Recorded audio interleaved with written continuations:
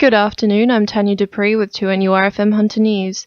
A man has been charged with a series of offences after being arrested in Talara on Tuesday.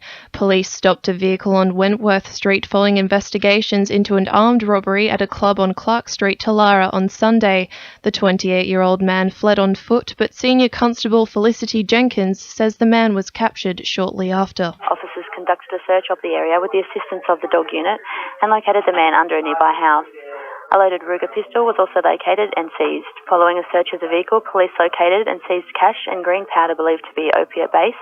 A search warrant was subsequently executed at a home on Wentworth Street, where detectives located and seized clothing and precursor chemicals believed to be used in the manufacture of prohibited drugs. Kooragang Island's T4 coal loader will be going ahead after it was approved by the Planning Assessment Commission yesterday. Port Waratah has agreed to pay $12 million in developer contributions to Newcastle City Council to grow the world's largest coal export port by another 70 million tonnes per year. The project was met with scrutiny from environmental groups and has yet to be reviewed by the Commonwealth Government. A man has been charged following an extensive investigation into an attempted armed robbery of a Raymond Terrace pharmacy back in July. Port Stephens Police and the dog squad attended a home on Richardson Road in Raymond Terrace yesterday, where a man was arrested and charged over the incident. The 20-year-old was refused bail and will face court today.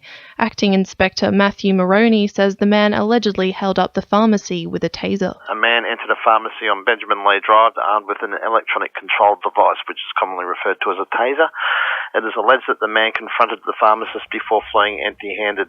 The Environmental Protection Authority has fined Trugain over oil and contaminated water leaks it believes were caused by poor management at a Hunter Valley waste oil processing firm. The company was fined $15,000 for allowing hydrocarbon contaminated water to enter a drain and another $15,000 for oil leaks. The EPA has dropped further legal action against Trugain but will be watching the company closely. A large petroleum exploration licence still covers much of the Lower Hunter region following the end of the New South Wales government's licensed buyback scheme yesterday. Residents of Fullerton Cove battled coal seam gas firm Dart Energy for years until they stopped work in 2013, yet the company did not take up the government's buyback offer. Residents Action Group President Lindsay Clout says it's clear the company is thinking about coal seam gas production in the Lower Hunter. There is uncertainty out there at the moment. The current position is that the licence is still held by a gas producer. They have every right and reason to find somewhere in the Pell, which is from Belmont up into the Mile, to start exploring for gas. University of Newcastle students have welcomed the government's decision to shelve their plans on higher education. The deregulation of university fees has been put on hold for at least a year in what students are celebrating as a victory. Newcastle University Student Association President Claire Swan says the government is heading in the right direction, but warns the fight isn't over yet. The key stakeholders, which are the students, do not want these reforms, and we don't need another year of fighting and uncertainty and battling with our government. We want positive change, not to just keep fighting with them.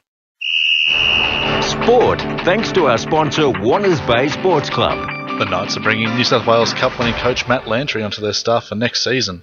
Lantry has been guaranteed a position after Newcastle's sweeping reserve-grade final win against Wyong last weekend. It's unclear whether he'll retain a permanent spot under new head coach Nathan Brown, but a Knights victory in this Sunday's state championship final could sweeten the deal.